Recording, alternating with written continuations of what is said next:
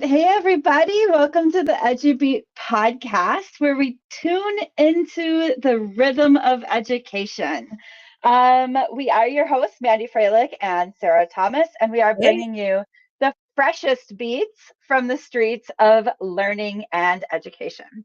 And Ooh, so, our ooh. plan really with this is each episode, we're going to dive into the most recent news stories, TikToks, social media posts, or anything else that strikes our fancy. So we're going to try to catch the beat together. So, how are you doing, Dr. Thomas? I am doing great. How about yourself? How's everything going? Good, good. Yeah, it's been kind of a crazy week because just got back from a conference and all of those kinds of things. So, yeah, how about you? Yeah, just a lot of just insanity. The middle of the year, just wildness going on right now. And this yesterday was a Mondayest Monday to ever Monday. So, it was, but today has been a lot more chill. It's been a lot better. So yeah, and glad to have you back. Good. Back. Yeah, yes. Well, I'd like to say it's good to be back, but Florida, and I live in Wisconsin, so there's that. Yeah. The weather. Yeah, yeah. It was 80 degrees, so I can't Oh my complain. gosh. I'm so jealous. I'm so jealous. We over here in the DMV, we got up to like I want to say 70 one day last week. So, I'm not too jealous, but I wish it was like 80 every day. Yeah, yeah. That's the perfect temperature to me Yeah. at that 80 degrees ish or whatever. Yeah. Um, So we're going to get started. First part of every show, we're going to talk about adulting, because I feel like that's something, that everybody struggles with, or people struggle with. So why don't you start us out? What is your adulting? Um, Either something that you're challenged at, or something that's going like you're just knocking it out of the park while adulting. Yeah. So, the beginning of the year, people come with resolutions. You get like a whole lot of promises that we make to ourselves and this, that, and the other. So this year I didn't really do that. I was just like, let me just kind of continue doing what I'm doing and try to get better at it. So towards the end of last year, I would say, then I started doing a lot of research, started listening to podcasts and opening my mind to things that people have been telling me for years that I just did not pay attention to because I thought, oh, they must be wrong. But I was just like, all right, let me just go ahead and give it a shot.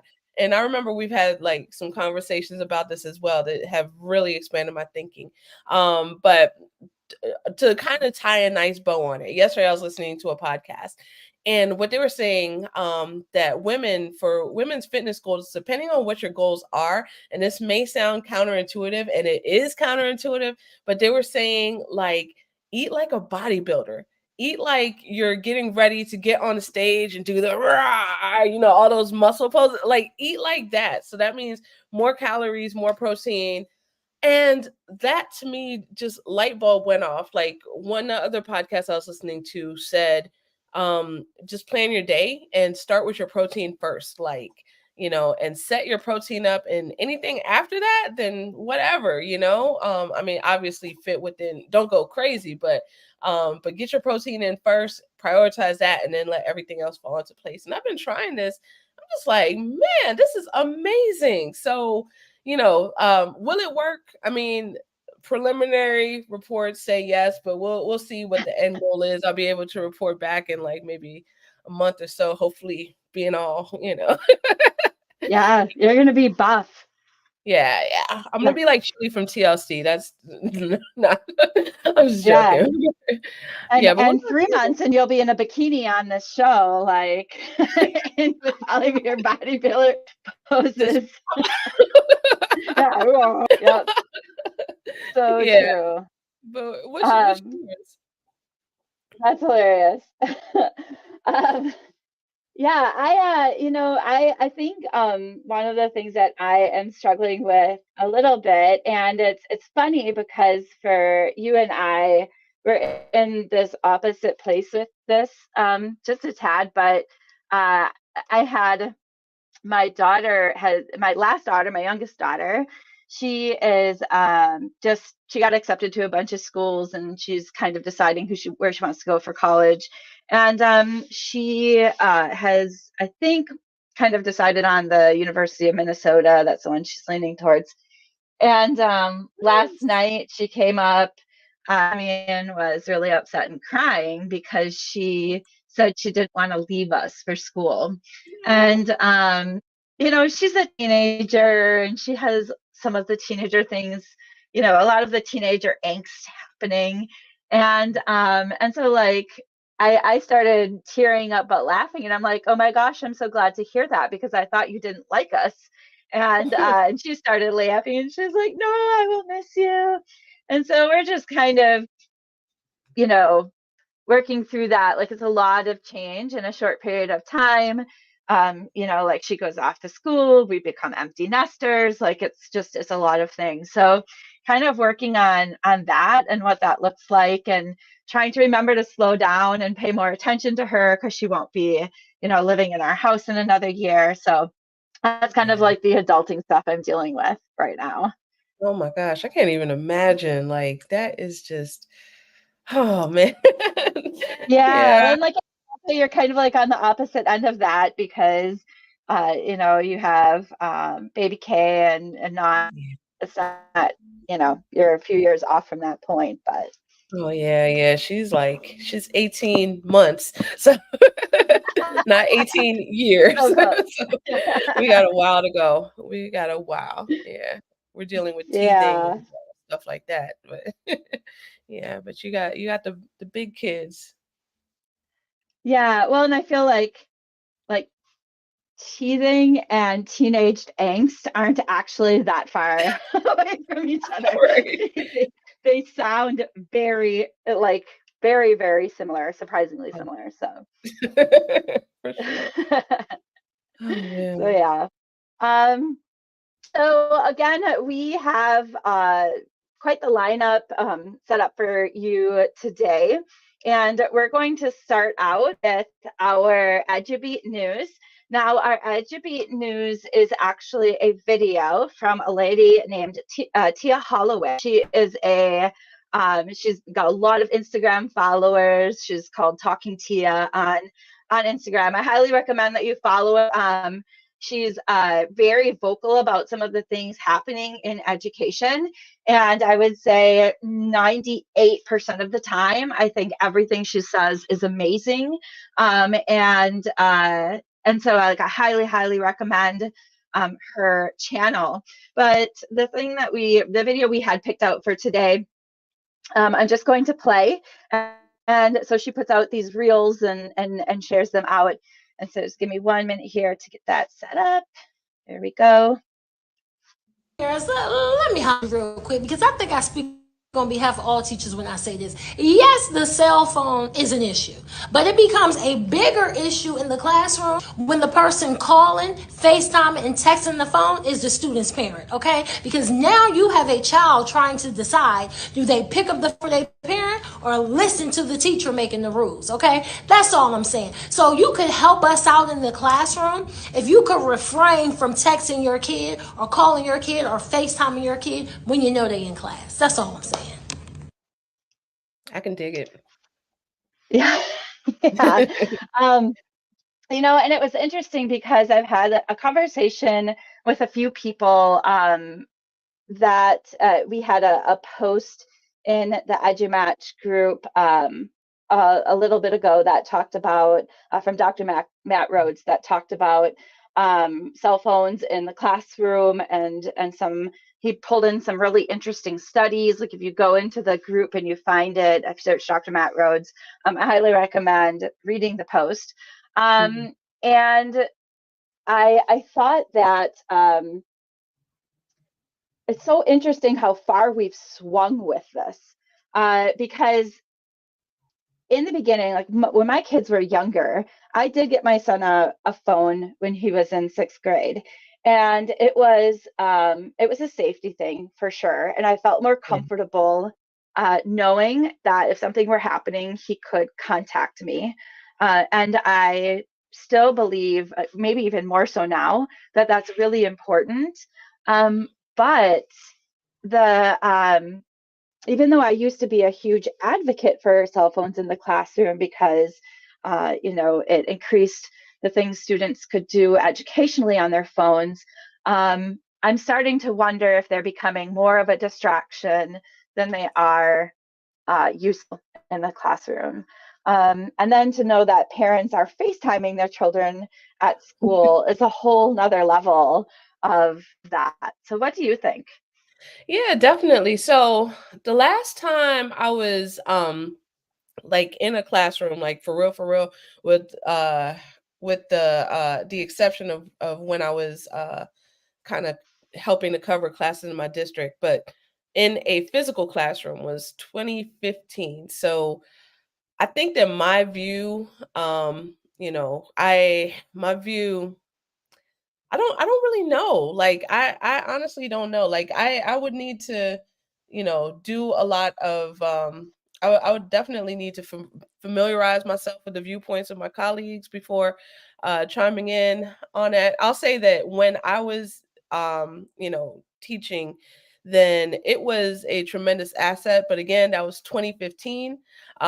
So I'll say that, and I hope that he doesn't mind me quoting him, but my husband teaches, and he had a change in perspective when he started using it instructionally. And the kids would take pictures of their work and turn it in on Google Classroom that way. That was a few years back. So I don't know how he feels about it right now. We have not revisited Mhm. it, the topic since he made that shift, but I think that's a very interesting discussion, and I'm definitely intrigued by all the conversation going on around it. Yeah, yeah, same. And I feel like with this, the topic of cell phones in particular, it is very, there are so many valid points. Yeah. It's not even one of those issues where some of the points are kind of irrelevant and don't matter. There are so many valid points on both sides that it's difficult. And I remember being a tech director, and I couldn't believe how many times I would get a phone call from parents, and it wasn't about their uh, kids' cell phones usually, although I did get a couple calls where they were asking me this about their kids' cell phones, but that they would say to me, "My child cannot have a device at home because they can't handle having it at home. They're using it all the time." And I thought it was so interesting that I was expected to parent their child's device from school. Mm, And it really it I'm all for making those connections and trying to help parents and things, but I'm all for supporting them. But at what point do people have to take responsibility for their own? And mm, so that was something I really struggled with. And I did have a couple parents actually call me about their child's cell phone. We don't know what to do. What are your tips for us handling our child with their cell phone at home? I didn't mm, buy the cell phone. You guys, like you guys have to figure that out. I'm not sure, and I'd give them the same tips that I would give for any other device. But ultimately, I, I I did it to help establish the relationship, but it really wasn't my job. yeah. So it's a difficult conversation for sure. And one of Dr. Matt's in his article says some of the data that he collected was about kids going outside and playing and from 15 years ago and those types of things. And one of my sort of arguments about it was that it's hard to use that data. We don't live in the same world we did 15 years ago. Mm, So to say that we need kids to put down the cell phone so they go outside and play, I totally agree. But to use data from that era when it just wasn't the same is difficult. So that's that fair. was I hear my you. thought. I hear you on Yeah. that. like, it's funny because we were just having a conversation about that, like maybe about a week ago or so. I was talking to my folks, and we were trying to see if kids still go out and play because it just snowed around here, like last week. And it's crazy because it was also like 70 degrees another day last week. So that's climate change for you. But but anyway, we had 2 snow days in 1 week. And I was thinking back to when I was a kid and about sliding down the hill at my parents' house. And I was just like, oh, well, maybe my daughter could do that one day. And I was just like, wait a minute, do kids still do that? Like, and I think they do, but I don't think it's like as much a thing as it used to be. And maybe it is because they're constantly on their devices. I honestly don't know. But one thing I do want to point out, common sense, and I hope they still have this, but I saw that they had some resources that parents could use with their kids, like a contract for cell phone use or things like that. So I thought that was really cool. Yeah. So yeah, but yeah, I guess I'm gonna find out firsthand in a few years. So we'll see. Yeah. Yeah. Right. Well, and I do think that there's an interesting wave of kids coming up, next generations that are starting to say, we don't want to spend our whole lives on cell phones. Ah, I And, love it. and like my daughter has gone into this space now, Yeah. my older daughter, and when she came home for Christmas, she would say, "You two are like iPad kids. You are always on your phones." And I'm like, "Yeah, I'm answering like emails for work." So like there's the way that you're using the phone, but she's kind of part of that movement of students that are saying, yeah, we don't. I feel like it's both ways. Like you have the kids who are addicted to them and on them on the time, but there is a movement of kids that's coming up saying like we want to do other things, Yeah. and some that have completely gotten rid of their cell phones entirely and don't even use them. So Hmm. I think it's going to be interesting to see what happens moving forward for sure. Absolutely. Let's see what the alphas do with this. The generation alphas that are coming up. I'm so excited to see like when they grow up, like how they're going to be. Yeah. Yeah. They're going to rule the world for sure. Oh yeah. Pandemic um, babies. yeah. Yeah. All those pandemic babies for. Um, So we have another part of our podcast is called EduBeat Redacted. And in EduBeat Redacted, what we do is we have found some article headlines for today that have that were interesting that we want to talk about, but have redacted some of the words for our counterpart to be able to try to guess what it is. And so we're going to take a look at this first one. And if you have any guesses, you can put your guesses in the comments as well. And so we have blank, vote for school blank, the case for lowering voting ages in blank. So I'm supposed So to fill in the blanks. yeah, fill in the blanks. Whew. All right. So should people vote for school uniforms? I don't know. The case for lower voting ages in Fashion. right? Um, mm, okay, let me bring it back. Okay, so this last part is throwing me. So the case for lower voting ages in, I'm gonna say America. So should, I still don't know. I don't know. Do we get hints? Can we phone a friend? Like, how does Okay, this work? phone a friend. Maybe I should add that in. That might be a funny thing to add in. So this one is, should students vote for school boards? The case Oh, for lowering voting ages in local elections. And so nice. there is a movement to be able to get students into voting and get them to understand the processes of voting and the politics of voting and all of those things at an earlier age. And so they've started, some places have started to lower the age of the voting restriction age to something like 16, so that students can have a say in the school board votes. And so there is this month, the school board of Newark, New Jersey became the latest city to allow 16-year-olds to vote in their local school board elections. So what do you Wow. think?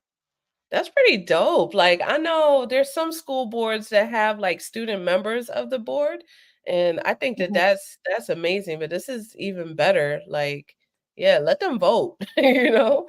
We Yeah, definitely need to have our kids having a say, they're our primary stakeholder. So, yeah, I would agree with yeah. that. And I Huh. also think that a lot of times, especially the general public, underestimates how truly important the school board is. Yeah. The school board is technically your superintendent's boss. Like Yeah. that's what they are. So if you're, like, and it's just being, having been at the district level and watching some of these things happening, and like the school board makes a decision and the superintendent takes the fall because people don't understand that the school board was the one that made the decision. Mm, And like reason 1 through 15, I would never want to be a superintendent, because it's just like they are essentially your boss. And so I think having, instead of making school board elections basically like, well, we have nobody else, or a popularity contest, being able to have, students who are going to be directly impacted by those people, have them vote, I think is a fantastic idea. I think so too. And I think you would make a dope superintendent. That's just my 2 cents. Oh, I appreciate that. It's never going Yeah. to happen. Never gonna happen, alright. Never Never gonna going to get it, never happen. gonna Yeah. get it. Yeah. I'd much rather just stay the CEO of EduMatch and be happy with that. That Hey, is my goal. I'm with it. Team EduMatch. Yeah. Right. Um, so yeah, so should we go on to yours then? Yeah, I have a feeling like mine's gonna be super easy now, because that Oh, was hard. really? Yeah, that was hard. Okay. So for Okay. mine, the new National EdTech Plan just came out. So according to the National EdTech Plan, the blank blank blank is between and within those systems that provide every educator the time and support they need to build their capacities to create learning experiences with digital tools and those that do not. So fill in the blanks. The blank blank blank. According to the I need to go to my cheat sheet. is it it's not the is it something to do with AI? Not quite. I mean, it No? can be, but those aren't the words. So educator professional learning No. between see, this is not easy. Like people Okay. might look at this and go, that's so easy. This is not easy. Okay. Okay, good, good. Uh, I got a little curveball in there. what they mean? Like, is it something with like technology coaches? No, but you're on the right track. Okay. Tell me what it is. All right, so this was a new one to me because we've all heard of the digital use divide. We've heard of the digital access divide. This is the digital design divide. So the digital design divide, and in the new plan, they say that it addresses opportunities for educators to expand their professional learning and build capacities necessary to design learning experiences enabled by technology. So you were on the right track when you said AI and when you said tech coaches and things like that.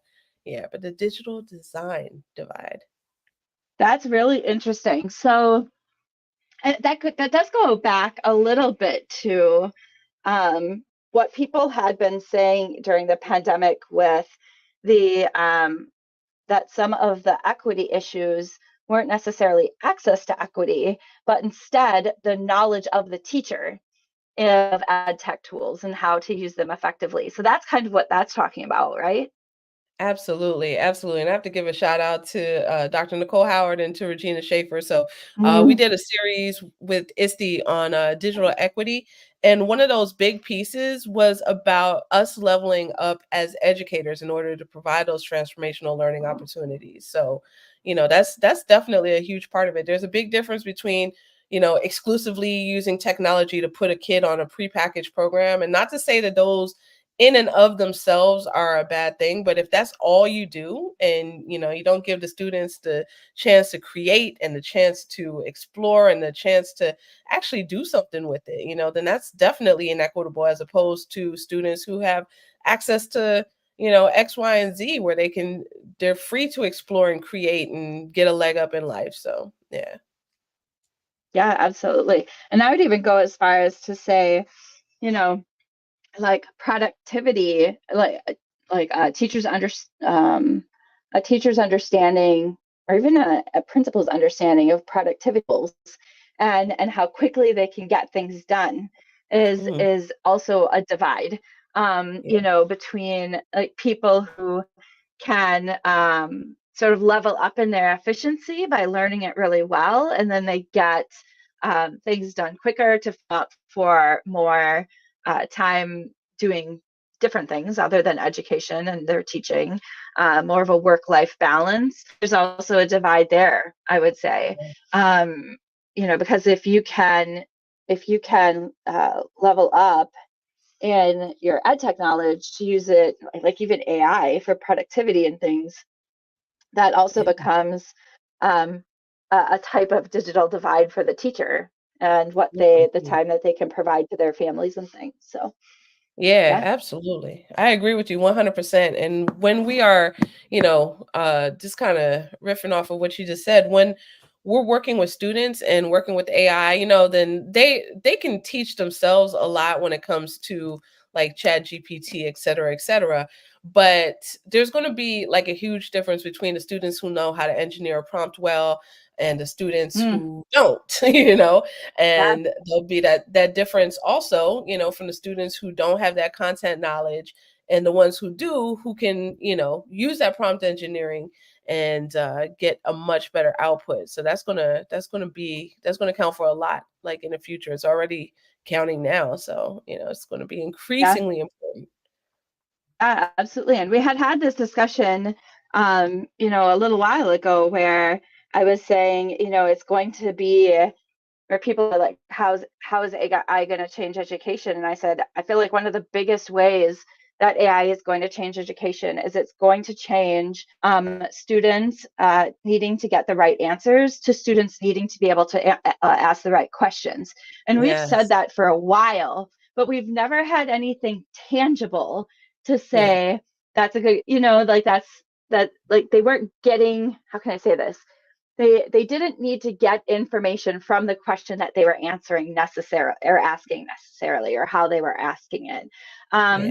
It was more based in like curiosity. But now with prompt engineering, how you ask things, the specificity you use, the questions that you use, the how you give the AI context to what you need, that matters now. Mhm. Yeah, for sure, for sure. Yeah, the world has changed so much in a short period of time, with generative AI just booming everywhere and becoming more and more ubiquitous. So 100%. Yeah, absolutely. All Yeah. right, my friend. Well, we have come to the end of this podcast, and we are right within our half an hour limit, just Hey. like we wanted. So, yeah, like virtual high five. We got that. Hey. Okay. All right. So that is a wrap on today's EduBeat. Thank you for tuning in and syncing your heart to the pulse of educational innovation with us. Remember, every beat we shared today is a step towards enriching our learning communities. I'm Mandy Froehlich with my talented co host, Sarah Thomas, one of my favorite people on earth, reminding you to keep listening, keep learning, and keep beating to the rhythm of change. Until next time, let's keep the educational conversation alive.